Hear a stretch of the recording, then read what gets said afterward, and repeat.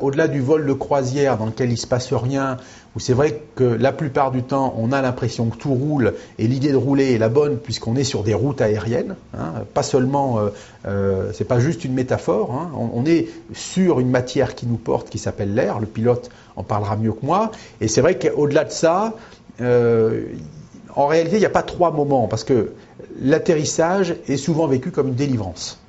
Voilà, donc l'atterrissage pose rarement de problème.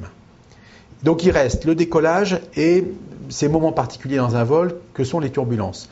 C'est vrai qu'au moment du décollage, on est confronté à cette situation qui va nous amener petit à petit à évoluer dans un univers pour lequel on n'a pas été construit physiologiquement, avec comme point de passage une vitesse qui est naturelle pour un avion, de 350 km/h à peu près, et qui est inhumaine physiologiquement parlant.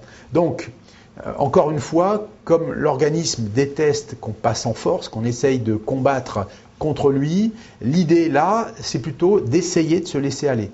Et plutôt que de se crisper, plutôt que d'essayer de freiner, parce qu'il y a des clients qui font ça, de se laisser aller en s'enfonçant dans le siège, en ayant à l'esprit que tout se passe bien et que c'est le début d'un moment qui se prépare à nous amener vers la destination qu'on a choisie, encore une fois, que ce soit pour des objectifs professionnels ou personnels. Donc, essayez de se mettre dans un état de détente, en accompagnant le mouvement plutôt qu'en essayant de le contrer, parce que c'est physiologiquement impossible.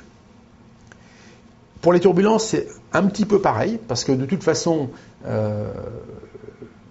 évidemment, lorsqu'on fait le stage et qu'il y a la séance de simulateur, on voit bien le décalage qu'il y a entre ce que nous disent nos instincts, on tombe, et puis ce que nous disent des indicateurs de logique, comme un altimètre, comme une ligne d'horizon artificielle qui nous montre que l'avion ne tombe pas. Il n'est absolument pas en train de tomber. Il évolue sur une route qui est cabossée, oui, mais qui ne nous fait pas tomber. Donc, à quoi se raccrocher pendant une turbulence ?